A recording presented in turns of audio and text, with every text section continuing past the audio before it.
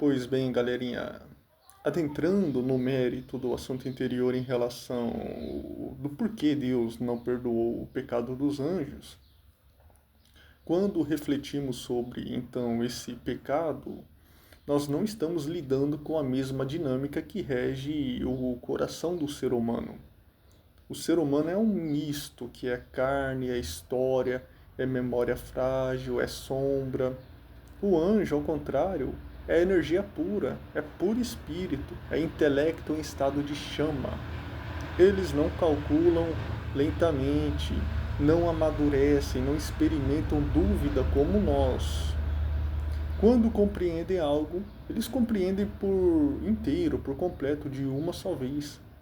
E é justamente aí que repousa o mistério do pecado angélico.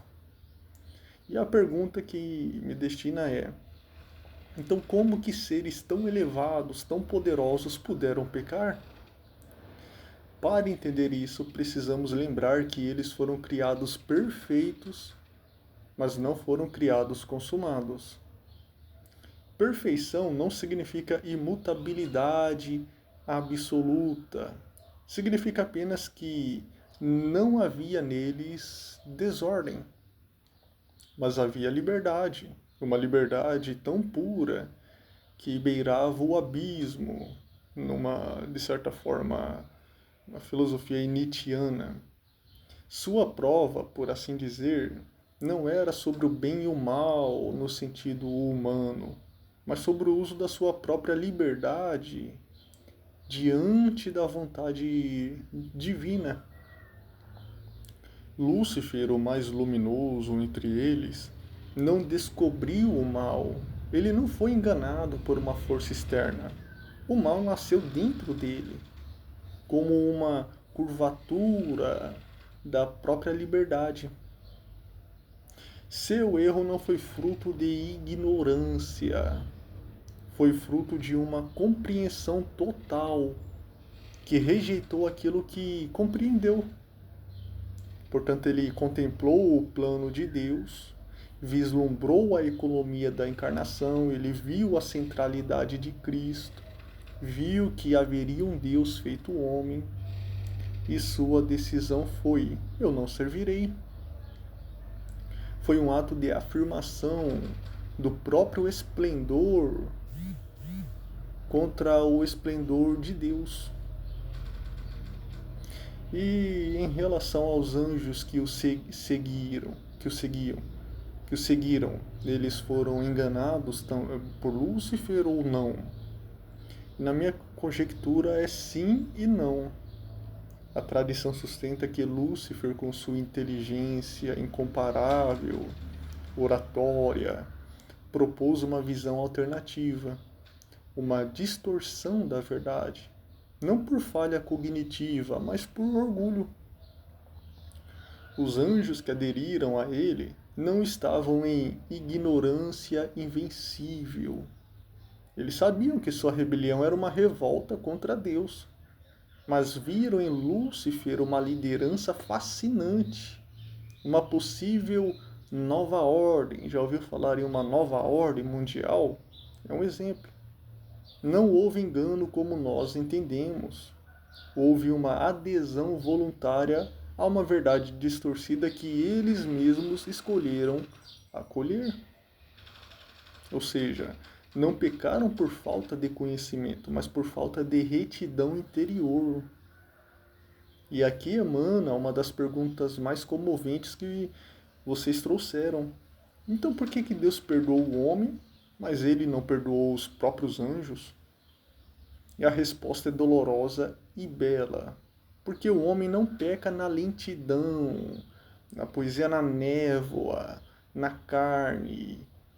O anjo peca na claridade absoluta.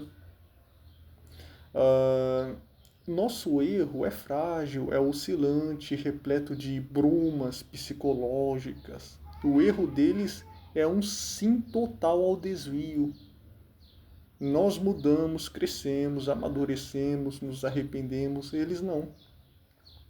Nossos atos são sucessivos, os deles são totais. O homem pode arrepender-se porque seu intelecto trabalha por etapas. Um anjo não se arrepende porque a sua decisão é inteiramente espiritual e, portanto, fixa. E por que Deus não morreu por que Deus morreu pelo homem e não pelos anjos? Porque Deus assume aquilo que quer redimir. Poderíamos dizer que o Verbo se fez carne, não se fez anjo. A nossa natureza foi elevada e não a natureza dos anjos. A lógica é ontológica. Deus salva aquilo que ele assume. E ele não assumiu a natureza angelical, angélica. Ele assumiu a natureza humana. O Verbo se fez carne. Por isso, abriu ao homem um caminho de retorno, que por estrutura não existe para os anjos caídos, que eles não podem arrepender-se porque já consumaram sua escolha fora do tempo psicológico. Escolheram num único ato e tão absoluto quanto uma estrela consumada de si mesma.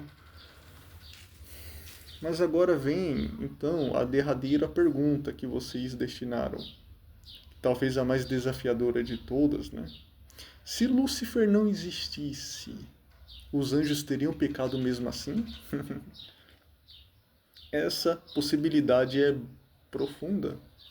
A tradição cristã admite que, embora Lúcifer tenha sido o líder e catalisador, cada anjo tinha sua própria liberdade radical. Lúcifer, ele não criou o mal. Ele apenas foi o primeiro a dar o primeiro passo, a escolher um caminho errado. Portanto, se ele não existisse, outro ser, outro anjo nesse caso, poderia ocupar esse espaço então vago. Não porque o mal fosse inevitável, mas porque a liberdade cria a possibilidade do desvio. Ou seja, a queda não dependeu de um indivíduo específico, dependia da liberdade de todos. Nesse sentido, nessa senda, Lúcifer foi o primeiro a dizer não a Deus, mas não foi necessariamente o único que poderia ter sido o primeiro. Ele inaugura a queda, mas não a necessidade da queda. A prova angélica existiria independentemente dele. Cada anjo teria de decidir a sua maneira entre a própria luz e a luz de Deus. Portanto, sem Lúcifer, talvez outro anjo igualmente dotado de liberdade intensa teria usado essa ruptura. Não há determinismo, a liberdade pura. No fim, o pecado dos anjos não nasceu da ignorância, nem de tentação corporal, nem de hesitação, mas de um ato cristalino de liberdade absoluta. Uma afirmação de si contra o eterno. É a tragédia de espíritos que cintilavam como gemas e que, ao se verem tão belos, quiseram ser o próprio sol, essa linguagem figurativa. Uma queda que não brota da fraqueza, mas da força que se dobra sobre si mesma.